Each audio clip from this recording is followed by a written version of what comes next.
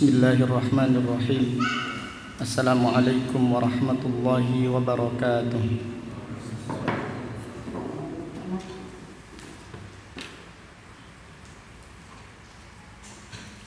Innal hamdalillah nahmaduhu wa nasta'inuhu wa nastaghfiruh wa na'udzu billahi min syururi anfusina wa min sayyiati a'malina. Man yahdihillahu fala mudilla lahu wa man yudlil fala hadiya lahu. Wa asyhadu an la ilaha illallah wahdahu la syarika lahu wa asyhadu anna Muhammadan abduhu wa rasuluh. Amma ba'du fa inna asdaqal hadithi kitabullah wa khairal hadi hadi Muhammadin sallallahu alaihi wasallam wa syarral umuri muhdatsatuha wa kullu muhdatsatin bid'ah wa kullu bid'atin dhalalah wa kullu dhalalatin finnar. Allahumma 'allimna ma yanfa'una wanfa'na bima 'allamtana wa zidna ilman ya rabbal alamin. Alhamdulillah, pada siang yang berbahagia ini, yaitu hari Sabtu tanggal 11 bulan Jumada al-Ula tahun 1442 Hijriah, dengan izin Allah Subhanahu wa taala kita melanjutkan kembali kajian tafsir Al-Quran yang kita kaji dari kitab Taysirul Karimir Rahman fi Tafsiri Kalamil Mannan yang ditulis oleh Fadilatul Syekh Al-Allamah Al-Imam Abdurrahman Ibnu Nasir Ibni Abdillah As-Sa'di, imam besar kaum muslimin yang dilahirkan pada tahun 1307 Hijriah dan meninggal dunia pada tahun 1376 Hijriah, rahimahullahu ta'ala rahmatan wasi'ah. Pada kesempatan siang ini kita akan mempelajari tafsir surat Al-Baqarah ayat 194. Surat Al-Baqarah ayat 194. A'udzu billahi minasy syaithanir rajim. Asy-syahrul haramu bisy-syahril harami wal hurumatu qisas. فمن اعتدى عليكم فاعتدوا عليه بمثل ما اعتدى عليكم واتقوا الله واعلموا أن الله مع المتقين.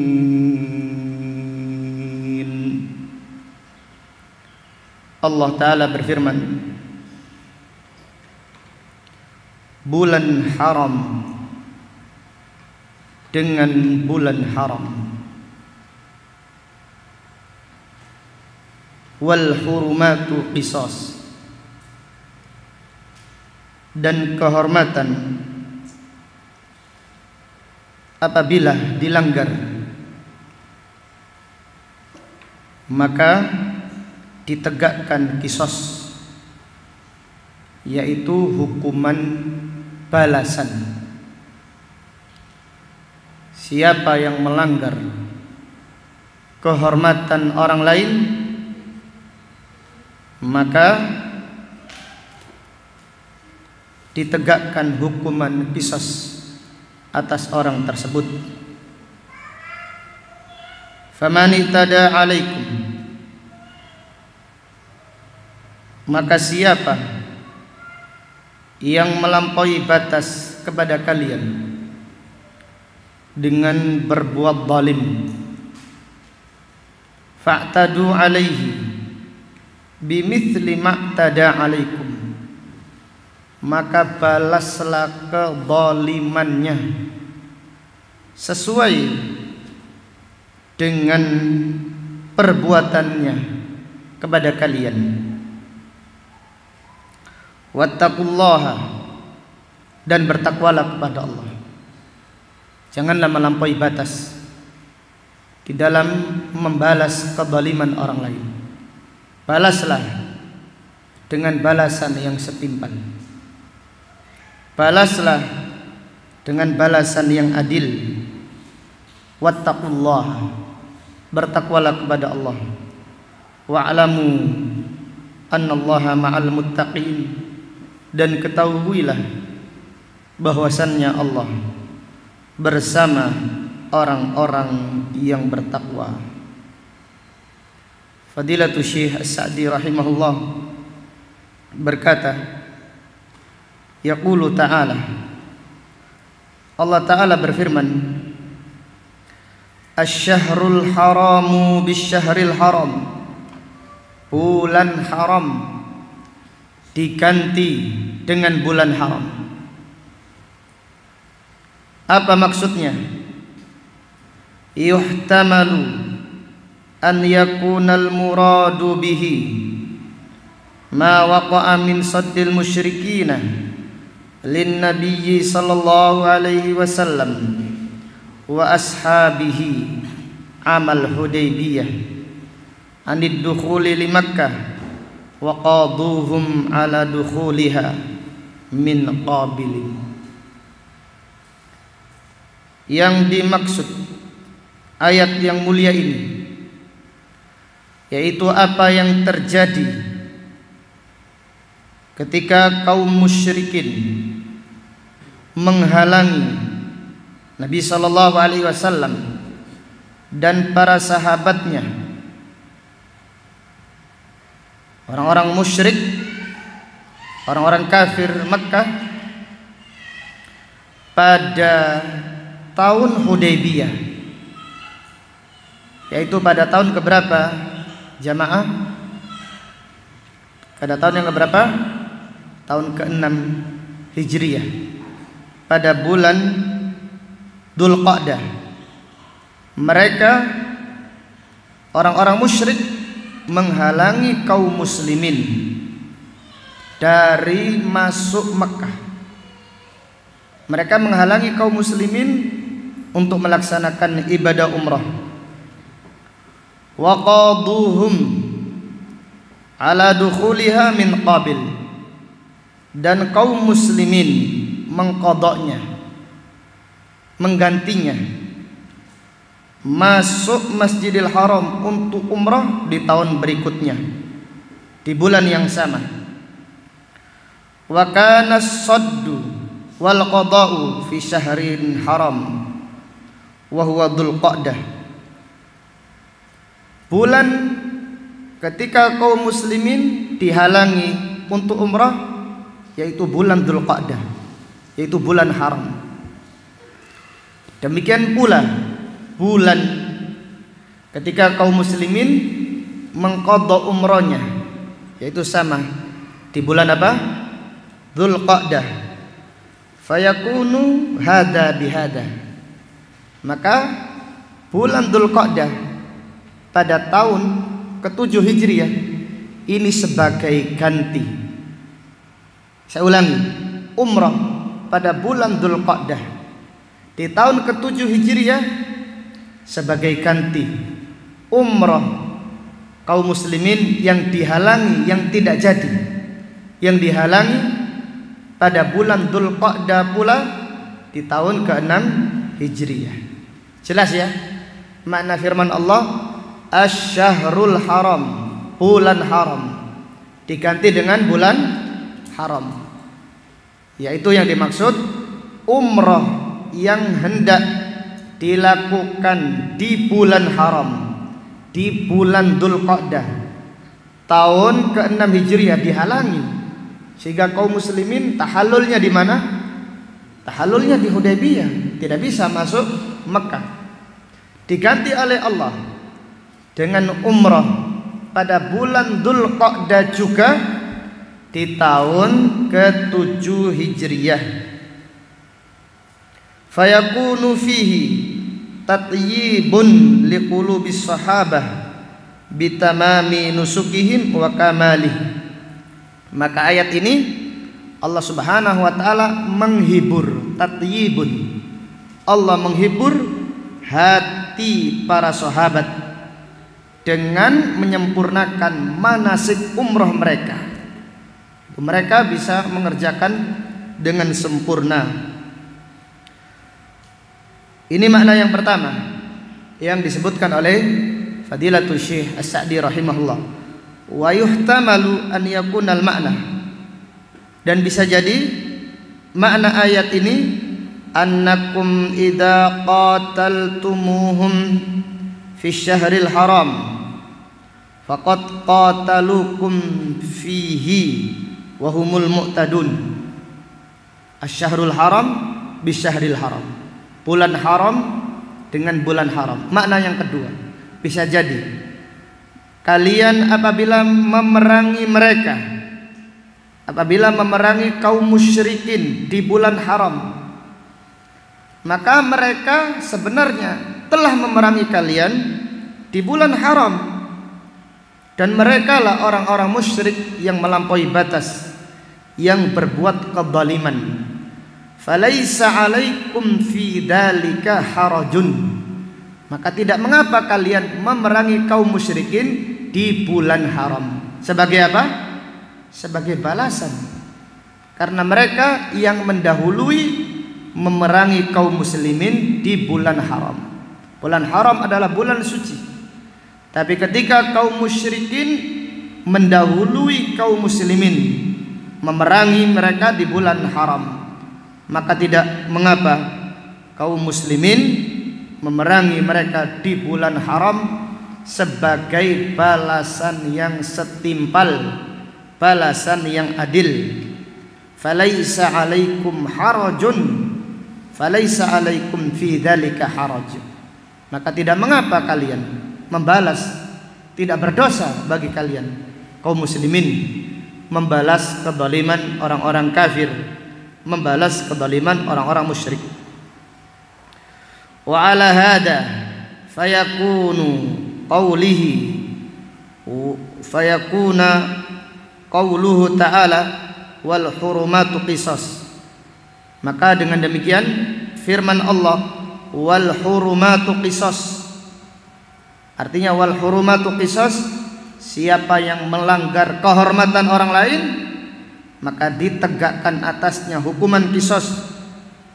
Min babi atfil am alal khas, ini termasuk bab menyebutkan yang umum setelah khusus.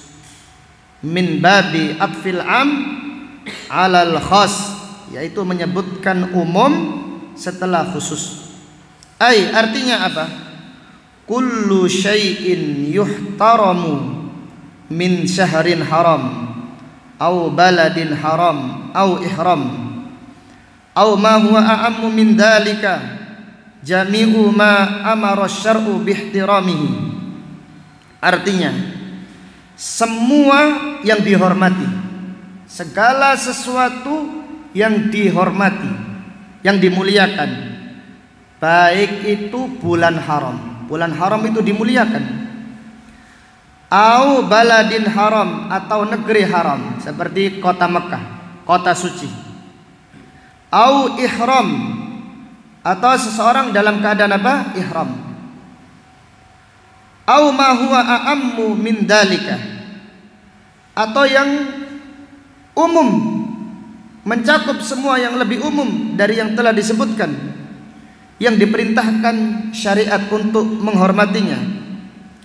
Faman tajarra'a 'alaiha fa innahu yuqtassu minhu, siapa yang melanggar kehormatan orang lain maka ditegakkan hukuman qisas atasnya. Maka ini makna firman Allah wal hurumatu qisas. Dan siapa yang melanggar kehormatan orang lain, maka ditegakkan hukuman qisas atas dia. Kemudian Fadilatul Syekh Sa'di rahimahullah, faman qatala fi syahril haram qutila. Siapa yang membunuh, siapa yang memerangi di bulan haram, maka dia diperangi. Tidak mengapa, walaupun ini bulan apa? Bulan haram, karena dia yang mengawali memerangi. Siapa yang memerangi di bulan haram, maka tidak mengapa dia diperangi. Waman hatakal baladal haram ukhidha minhul hadd walam yakun lahu hurmah. Siapa yang melanggar kehormatan tanah haram, ukhidha minhul hadd, maka ditegakkan hukuman qisas atasnya. Walam yakun lahu hurmah, orang tersebut tidak memiliki kehormatan. Waman qatala mukafian lahu qutila bih. Siapa yang membunuh, maka balasan yang setimpal bagi orang yang membunuh, balasannya apa? Dibunuh. Ini makna firman Allah, wal hurumatu qisas. Siapa yang melanggar kehormatan orang lain, siapa yang membunuh, maka hukuman yang adil bagi orang yang membunuh adalah dibunuh. Wa man jarrahahu au qata'a udwan minhu uqtussa minhu. Siapa yang melukai orang lain atau siapa yang memotong anggota badan milik orang lain, ditegakkan hukuman qisas atasnya. Siapa yang memotong tangan orang lain, tangannya dipotong. Siapa yang memukul orang lain dengan kunci Inggris contohnya, dipukul dengan apa? Kunci Inggris juga. Ini hukuman yang adil. Ini adalah qisas. Kemudian waman akhadha mala ghairihi al-muhtaram ukhidha minhu badaluhu. Siapa yang merampas harta orang lain yang dihormati, maka hartanya boleh diambil sebagai penggantinya. Jelas ya? Di siapa yang dibegal contohnya, dirampas, kemudian hartanya tahu orang yang merampas tadi, maka dia boleh mengambil dengan ukuran yang sama. Jangan dirampas 1 juta kemudian semua isi rumahnya diambil. Ini balasan yang apa? Melampaui batas. Walakin hal li sahibil haqq an ya'khudha min malihi biqadri haqqihi amla. Fadilatul Syekh menjelaskan, akan tetapi siapa yang memiliki hak atas orang lain, siapa yang memiliki hak atas orang lain, artinya hartanya ada di orang lain, dihutang atau dicuri, apakah dia boleh membalas dengan balasan yang setimpal? Karena dia mencuri uang saya harus mencuri apa? Uang dia. Jadi curi mencuri ini. Iya. Siapa yang hutang uang saya, kak balas-balas, kak nyaur-nyaur, apakah saya boleh mencuri uangnya? Di sini Fadilatul Syekh menjelaskan khilafun bainal ulama. Khilaf di antara para ulama. Ar-rajih, yang kuat adalah ar-rajihu min dalika, pendapat yang lebih kuat, annahu idza kana sababul haqqi zahiran kadhaif idza lam yuqirruhu ghairuhu. Apabila sebab menuntut haknya itu kuat, dibolehkan oleh syariat, maka tidak mengapa dia mengambil haknya. Contohnya dhaif, tamu. Apabila tuan rumahnya tidak memuliakan tamu, maka tidak mengapa tamu mengambil haknya. Jelas ya? Jadi kalau ada tamu bertamu di rumahnya orang lain, kemudian tuannya tidak memberi apa-apa, sedangkan tamu tadi haus, di rumahnya ada air, boleh tidak minum itu? tidak mengapa. Ini tidak termasuk apa? Mencuri. Ini ngelak ini. Tuan rumahnya ngejak ngomong aja. Haus ini katireken. Maka tuan rumahnya masuk rumah, ambil aja gelas. Itu minum, ambil haknya. Tidak mengapa. Kemudian contoh yang lain. Wazaujah wal qarib idam tana'a man tajibu alaihi an-nafaqah minal infaqi alaihi. Demikian pula istri ataupun kerabat dekat, jika nafkah untuk dia tidak didunaikan dengan benar, tidak mengapa dia mengambil haknya. Jadi istri apabila suaminya tidak memenuhi haknya, dan suaminya ini mampu, masya Allah uangnya banyak, gajinya 1 bulan 10 juta, istrinya kasih 500.000, ini contoh saja, tidak cukup, maka istri boleh mengambil apa? Haknya, boleh mengambil walaupun suaminya tidak tahu. Demikian. Fa innahu yajuzu akhduhu min malihi. Maka orang yang memiliki hak tadi, haknya ada di orang lain, boleh mengambil haknya jika ada dalilnya jelas tentang hal ini. Seperti tamu tadi, seperti apa? Istri tadi, istri yang suaminya bakhil, maka tidak mengapa istri mengambil harta suaminya tanpa seizin suaminya dengan cara yang ma'ruf. Kemudian Fadilatul Syekh rahimahullah berkata, wa in kana sababu khafiyan, apabila sebab dibolehkan menuntut hak ini tidak jelas, masih samar, kaman jahada daina ghairihi, seperti orang yang mengingkari hutang. Jadi saya menghutangi orang lain, saya hutang, saya yakin dia itu hutang ke saya 1 juta, tapi orang tersebut tidak mau mengakui kalau dia itu hutang, ditunda-tunda, saya tidak hutang. Apakah saya boleh mengambil uang saya dari orang tersebut? Tidak boleh, karena ini tidak jelas. Au khanahu fi wadi'atin, atau orang yang berkhianat, dititipi barang dihabisi. Titip sepeda motor, yang enggak sepeda motor, yang enggak kunci, semuanya hilang. Maka balas awas ditenono ya. Kalau kamu punya sepeda motor tak ambil. Enggak boleh. Jelas ya? Au suriqa minhu, atau hartanya dicuri. Jadi ada orang mencuri harta kita.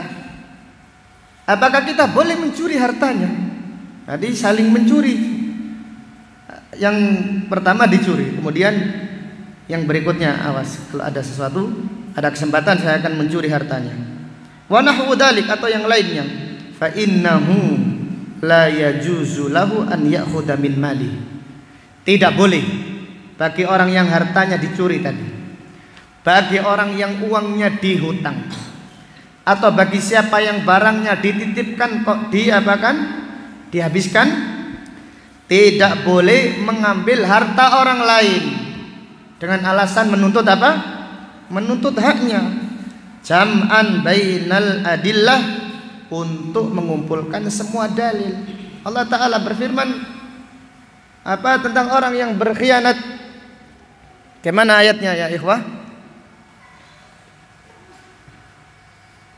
Wa iyuridu khiyanataka faqad khanullaha min qablu fa amkana minhum. Apabila mereka ingin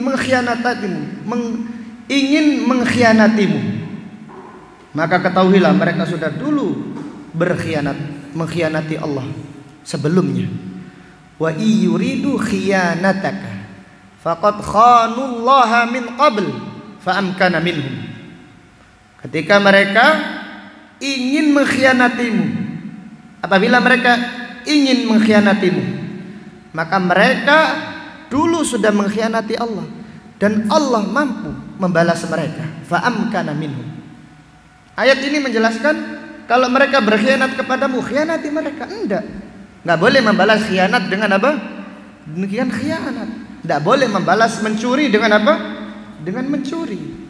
Ini untuk mengampulkan dalil. Adapun tamu tadi boleh mengambil haknya. Ini bukan mencuri, tetapi mengambil hak dengan cara yang tidak apa? Yang tidak melampaui batas. Walihada qala ta'ala, maka dari itu Allah Ta'ala berfirman, tauqidan wa taqwiyatan, sebagai penguat lima taqaddam, sebagai penguat apa yang telah disebutkan. Faman i'tada 'alaikum fa'tadu 'alaihi bimithli ma i'tada 'alaikum. Siapa yang melampaui batas kepada kalian, maka balaslah kezalimannya dengan balasan yang setimpal, dengan balasan yang semisal, bimithli, seperti kezaliman yang ditimpakan kepada kalian. Hada tafsirun li sifatil muqasah wa annaha hiyal mumatsalah hiya fi muqabalatil mu'tadi. Ayat ini adalah sifat kisos, keterangan tentang bentuk balasan, yaitu balasan dengan apa? Setimpal. Tidak mengapa membalas dengan balasan apa? Setimpal di dalam membalas kejahatan ataupun kezaliman orang-orang yang berbuat zalim. Kemudian Fadilatul Syekh rahimahullah berkata, walamma kanatin nufusu fil ghalib la taqifu ala haddiha. Ketika jiwa-jiwa mayoritas orang secara umum, ya, tidak semua orang, tapi mayoritas orang jiwanya tidak tenang, la taqifu ala haddiha, tidak normal. Kalau bahasa gaulnya apa? Tidak move on, ya. Tidak normal, tidak tenang. Idza rukhisa laha fil muaqabah li talabi at-tashaffi, tidak tenang kecuali apabila dibolehkan menuntut untuk menyembuhkan sakit yang ada di dadanya. Amara ta'ala biluzumi taqwahu, maka Allah Ta'ala memerintahkan supaya orang berjalan di atas jalan takwa, istiqamah di atas takwa, allati hiyal wuqufu inda hududihi, yaitu seseorang menepati batasan-batasan Allah, wa adamu tajawuziha, dan tidak boleh melampaui batas. Dibolehkan seseorang membalas, tetapi jangan melampaui batas, karena orang itu umumnya manusia itu punya dendam kesumat. Kalau diizinkan membalas, maka dia akan membalas dengan dengan setimpal. Wa akhbara ta'ala annahu ma'al muttaqin, dan Allah mengabarkan bahwasannya Allah bersama orang-orang yang bertakwa, ay bil auni, dengan pertolongannya, wan nasri wat ta'yidi wat taufiq. Allah memberi kekuatan, Allah memberi pertolongan, dan Allah memberi petunjuk kepada orang-orang yang bertakwa. Wa man kana Allahu ma'ahu hasala lahu sa'adatul abadiyah. Siapa yang Allah bersamanya, dia akan meraih hasala lahu as-sa'adatul abadiyah, dia akan memperoleh sa'adah, kebahagiaan yang kekal. Wa man lam yalzamit taqwa takhalla anhu waliyuhu. Maka siapa yang tidak berjalan di atas jalan takwa, Allah membiarkan dia, Allah tidak mengurusi urusannya. Wa khadalahu, Allah menghinakannya. Fawakalahu ila nafsihi, Allah menyerahkan urusannya kepada dirinya sendiri. Fasara halakuhu aqrabu ilaihi min hablil warid, maka orang yang dilepaskan oleh Allah, kebinasaannya lebih dekat daripada urat nadinya. Wallahu ta'ala a'lam bisawab. Dari ayat yang mulia ini terdapat beberapa pelajaran yang bisa diambil. Yang pertama, fihi tasliyatullahi azza wa jalla lil muslimin hina muni'u min dukhuli Makkah. Allah Subhanahu wa taala menghibur kaum muslimin, menghibur Nabi sallallahu alaihi wasallam dan para sahabatnya ketika mereka dilarang oleh kaum musyrikin masuk Makkah. Mereka dilarang oleh kaum musyrikin untuk masuk Makkah melaksanakan ibadah umrah. Maka Allah menghibur mereka. Demikian. Ini terdapat pelajaran bagi kita. Apabila kita menjumpai saudara kita ada masalah, hiburlah. Berikan solusi yang baik, hiburlah, semangat. Seperti itu. Jangan disalahkan, tambah dijatuhkan ini gara-gara kamu. Digarikan, belesno, tambah semakin terpuruk, tambah semakin kacau balau. Jelas ya? Banyak sekali ayat-ayat, banyak sekali hadis-hadis Nabi sallallahu alaihi wasallam. Pelajaran bagi kita. Apabila ada orang yang tertimpa masalah, hendaklah dihibur. Bukan dibenarkan, enggak, diberi semangat supaya dia semangat kembali dengan ucapan yang memberi semangat. Orang tersebut akan semangat, bukan malah dijatuhkan, bukan malah direndahkan serendah-rendahnya. Tidak demikian. Maka Allah Subhanahu wa taala pada ayat yang mulia ini menghibur para sahabat supaya tidak berlarut-larut dengan kesedihan. Jangan sedih. Gak bisa umrah tahun ini, bisa umrah tahun apa? Tahun depan. Allah taala berfirman, "Asy-syahrul haram bisyahril haram."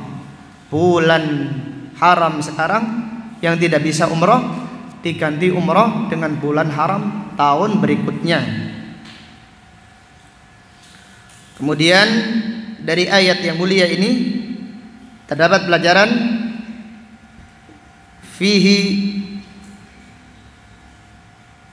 jawazul umrah fi ashhuril hurum, dibolehkan umrah di bulan-bulan haram. Dibolehkan umrah pada bulan-bulan haram.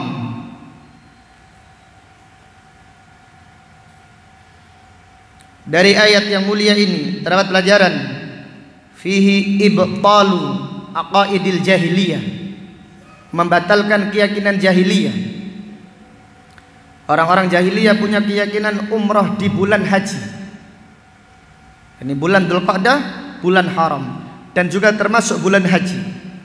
Orang-orang jahiliyah punya keyakinan annal umrata fi ashhuril hajj min afjaril fujur. Orang jahiliyah punya keyakinan umrah di bulan haji termasuk dosa yang paling besar. Ini keyakinan jahiliyah, dibatalkan oleh Islam. Nabi sallallahu alaihi wasallam umrah, semua umrah yang dikerjakan Nabi sallallahu alaihi wasallam di bulan Dzulqa'dah, yaitu bulan apa?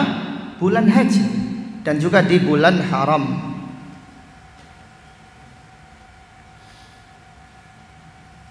Kemudian pelajaran berikutnya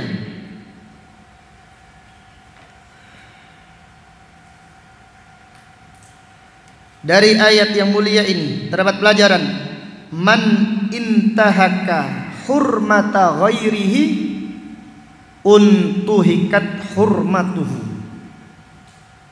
Man intahaka hurmata ghairihi untuhikat hurmatuhu. Siapa yang melanggar kehormatan orang lain, maka kehormatannya boleh dilanggar. Siapa yang melanggar kehormatan orang lain, nyawa orang lain itu kehormatan. Siapa yang melanggarnya, maka nyawanya tidak ada kehormatan baginya. Siapa yang merampas orang lain, siapa yang merampas harta orang lain, harta orang lain itu kehormatan, jangan dirampas. Siapa yang merampas hartanya orang lain, maka hartanya boleh dirampas. Siapa yang menggoda istri orang lain, gimana? Apakah boleh dia membalas? Tidak boleh. Jangan balas yang melampaui batas. Yang ada dalilnya iya, lakukan. Kalau tidak ada dalilnya, jangan dilakukan. Siapa yang hartanya dicuri, dia tidak boleh mencuri harta orang lain. Siapa yang uangnya dihutang orang lain, kemudian tidak bayar, tidak dibayar, ditunda, bahkan diingkari, maka tidak ada hak baginya untuk mencuri harta orang tersebut. Laporkan kepada penguasa, kepada hakim-hakim yang memutuskannya. Kemudian pelajaran berikutnya, fihi annal islama mabniyun alal adl. Islam itu dibangun di atas keadilan, menjaga keadilan, menjaga hak-hak orang lain. Maka hukum Islam adalah hukum yang adil. Hukuman qisas itu adalah hukuman yang adil. Supaya tidak ada kezaliman, maka ditegakkan hukuman qisas. Kemudian pelajaran berikutnya dari ayat yang mulia ini terdapat pelajaran fihi masyru'iyatul qisas. Disyariatkan menegakkan hukuman qisas, dan hukuman qisas adalah haknya, untuk menegakkan hukuman qisas adalah haknya waliyul amr, pemimpin kaum muslimin. Kemudian dari ayat yang mulia ini terdapat pelajaran fihi jawazu jazail mu'tadi bil mithl. Boleh membalas kejahatan orang lain dengan setimpal. Ini tidak mengapa. Maka ayatnya Allah Ta'ala berfirman, faman ihtada alaikum fa'tadu alaihi bimithli ma'tada alaikum. Artinya balaslah dengan balasan yang setimpal.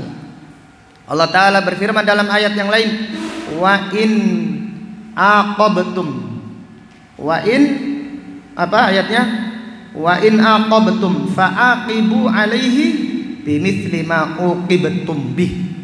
Jika kalian menghukum, hukumlah dengan hukuman yang semisal seperti kezaliman yang kalian terima dari orang yang berbuat zalim. Wa in aqabtum, apabila kalian membalas, balaslah dengan balasan yang semisal. Maka secara singkat, sikap kita kepada orang yang berbuat zalim, pertama, dibolehkan membalas dengan balasan yang semisal. Di dunia tidak mengapa, dibalas dengan balasan yang semisal. Kalau ditempeling pakai tangan, tempelingnya bukan pakai apa? Jangan pakai kunci Inggris, pakai. Saya nggak terima. Dia apa? Saya habis dipukul pakai tangan, bawa, kadang-kadang bawa parang. Ini balasan yang melampaui batas. Yang dibolehkan membalas dengan balasan yang semisalnya. Kemudian yang dilarang adalah melampaui batas di dalam membalas kesalahan orang lain. Dan ini termasuk ciri-ciri orang munafik. Rasulullah sallallahu alaihi wasallam bersabda tentang orang-orang munafik, wa idza khasama fajara. Apabila membalasnya melampaui batas. Tidak membalas dengan yang semisal, tetapi melampaui batas. Uangnya diambil 1 juta. Orang yang mengambil tadi uangnya diambil 1 miliar. Sampai sertifikat rumahnya diambil semuanya. Ini melampaui batas. Jelas ya? Dan ini termasuk ciri orang-orang munafik. Yang dianjurkan, yang pertama yang dianjurkan, menuntut di akhirat lebih afdal. Berdasarkan hadis al-muflis, Rasulullah sallallahu alaihi wasallam bersabda, atadruna manil muflis? Tahukah kalian siapa orang yang bangkrut? Qalu, para sahabat menjawab, al-muflisu fina man la dirham lahu wala mata. Muflis, orang yang bangkrut itu tidak punya uang sepeser pun, tidak punya barang. Uang tidak punya, barang tidak ada. Qala, Nabi sallallahu alaihi wasallam menjawab, al-muflisu min ummati Man ya'ti yaumal qiyamah bihasanatin amthalal jibal, bil hasanati amthalal jibal. Orang yang bangkrut dari umatku adalah orang yang datang pada hari kiamat dengan kebaikan seperti gunung. Artinya amalnya ini benar, diterima oleh Allah, sesuai sunnah, ikhlas karena Allah. Amalnya banyak. Wa ya'ti, tapi dia datang faqad syatama hada wa daraba hada wa qatala hada wa akhadha mala hada. Dia datang pada hari kiamat, dia mencela fulan, memukul fulan, mengambil harta fulan, dan bahkan membunuh darahnya si fulan, menumpahkan darah fulan. Wa akhadha hada min hasanati wa hada min hasanati. Maka orang yang didolimi tadi mengambil kebaikannya, bukan hutang lagi, kebaikan yang diambil. Hatta idza faniyat hasanatuhu, kalau orang yang dolim tadi hasanatnya, kebaikannya sudah habis, tidak punya apa-apa, maka orang yang didolimi melemparkan dosanya. Dosanya ditanggung oleh orang yang berbuat dolim. Kemudian sampai bangkrut, tidak punya kebaikan, timbangan amal buruknya lebih berat. Summa ukhida fa ulqiya finnar, kemudian orang tersebut diambil dan dilempar ke neraka jahanam. Maka hadis ini adalah hadis muflis yang diriwayatkan oleh Imam Muslim. Terdapat pelajaran, dianjurkan kalau ada kezaliman menuntut di mana? Di akhirat. Di dunia kadang-kadang hakimnya, kehakiman atau pengadilan dunia tidak jelas. Harta kita dirampas orang lain, tanah kita petoknya dirubah, mereka biasa-biasa aja. Ya wis, kalau gitu tuntutan nanti di akhirat. Jelas ya? Kemudian yang dianjurkan lagi, dibolehkan menuntut di akhirat, tetapi apabila memaafkan, bersabar dan memaafkan, itu lebih baik lagi. Allah Ta'ala berfirman, faman afa wa aslaha fa ajruhu 'ala Allah. Barang siapa yang memaafkan, jadi tidak nuntut di dunia, tidak nuntut di akhirat, wes diikhlaskan saja. Ini jauh lebih baik, lebih afdal. Jadi orang yang menuntut mendapatkan tuntutannya di akhirat nanti. Tetapi kalau sekiranya dia memaafkan, maka memaafkan itu lebih mulia di dunia dan di akhirat. Maka Allah Ta'ala berfirman, faman afa wa aslaha fa ajruhu 'ala Allah. Fa ajruhu, pahalanya di sisi Allah, artinya pahalanya jauh lebih besar daripada dia menuntut di dunia atau di akhirat. Lebih afdal lagi memaafkan. Lebih afdal lagi dijelaskan oleh para ulama adalah at-taghaful, melupakan sudah. Memaafkan itu kadang-kadang masih ada panasnya, tapi dimaafkan. Tetapi at-taghaful, yaitu memaafkan kesalahan orang lain disertai dengan melupakannya. Imam Ahmad bin Hanbal berkata, idza kanal khuluqu asyra, apabila akhlak mulia itu ada 10, tis'atu usyur fit taghaful, maka 9/10 akhlak mulia adalah melupakan apa? Kesalahan orang lain. Rasulullah sallallahu alaihi wasallam ketika menaklukkan kota Mekkah, Nabi sallallahu alaihi wasallam berkhutbah di depan orang-orang Quraisy. Beliau berkata, wahai orang Quraisy, apa yang dikatakan? Beliau melupakan kesalahan mereka. Tidak mengatakan, hai orang Quraisy, ingat tak kalian mengusir saya ke Madinah? Ini hari ini adalah hari pembalasan, dendam kesumat atau yang lainnya. Nabi SAW melupakan itu semuanya. Padahal itu waktu perang, penaklukan kota Makkah. Ya ma'syara Quraisy, ma tadhunnuna anni fa'ilun bikum. Wahai orang Quraisy, bagaimana pendapat kalian apa yang aku lakukan terhadap kalian? Itu saja ucapannya. Tidak mengatakan, hei orang Quraisy, dulu banyak sahabat yang kalian bunuh, kami kalian usir, harta kami kalian rampas, rumah-rumah kami sekarang mana yang ada di Mekah kalian miliki. Itu semuanya apa? Dilupakan, taghaful. Ini adalah akhlak yang mulia, akhlak yang dicontohkan oleh Rasulullah SAW. Lebih mulia daripada itu apa kira-kira? Membalas kejahatan dengan apa? dengan kebaikan. Allah Ta'ala berfirman, idfa' billati hiya ahsan fa idzal ladzi bainaka wa bainahu adawatun ka'annahu waliyyun hamim wa ma yulaqqaha illa alladziina sabaru wa ma yulaqqaha illa dzu haddin 'adzim. Balaslah kejahatan dengan kebaikan, maka orang-orang yang dahulunya ada permusuhan denganmu, setelah dibalas dengan kebaikan, maka dia akan menjadi sahabat yang sangat dekat. Tidak mampu demikian kecuali orang-orang yang sabar. Tidak mampu melakukan demikian illa dzu haddin 'adzim, kecuali orang yang memiliki anugerah yang besar, anugerah yang besar, bagian yang besar dari Allah Subhanahu wa ta'ala. Maka demikianlah sikap menghadapi kesalahan orang lain. Ada yang dilarang, ada yang dibolehkan, ada yang apa? Dianjurkan. Kemudian pelajaran berikutnya, fihi wujubu taqwa fi muamalatil akharin, wajib bertakwa ketika bermuamalah dengan orang lain. Wajib bertakwa ketika bermuamalah dengan orang lain. Maka Allah berfirman, wattaqullah, bertakwalah kepada Allah, bersikaplah adil. Jangan hanya menuntut hak, jangan hanya menuntut hak, namun kita melupakan apa? Kewajiban. Dan Allah itu mencintai orang-orang yang berbuat adil.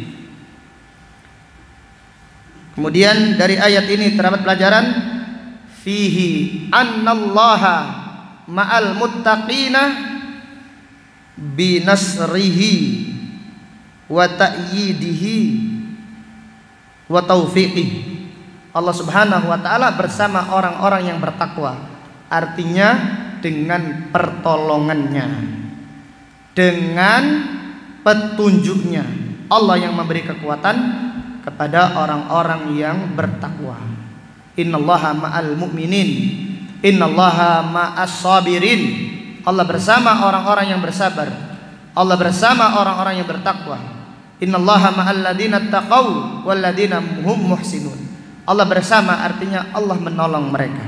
Yang bersama adalah pertolongannya, yang bersama adalah penjagaannya. Adapun akidah Ahlus Sunnah wal Jamaah meyakini bahwasannya zat Allah, annallaha 'alal arsyistawa. Allah bersemayam di atas ars. Allah bersama orang-orang yang bertakwa bukan berarti Allah menempel dengan orang-orang yang bertakwa. Allah bersama dengan orang-orang yang bertakwa binasrihi wa aunihi wa ta'yidihi wa taufiqihi, yang dijelaskan oleh Fadilatul Syekh Sa'di rahimahullah. Allah bersama orang-orang yang bertakwa artinya Allah menolongnya, Allah yang menguatkan orang-orang yang bertakwa, Allah yang memberi petunjuk kepada orang-orang yang bertakwa. Wallahu ta'ala a'lam bisawab. Demikian apa yang dapat disampaikan pada kajian siang hari ini. Kita berdoa semoga Allah Subhanahu wa ta'ala menjadikan kita orang-orang yang adil, menjadikan kita orang-orang yang istiqamah di atas jalan takwa, terutama di dalam masalah menghukumi permasalahan orang lain. Wallahu ta'ala a'lam bisawab.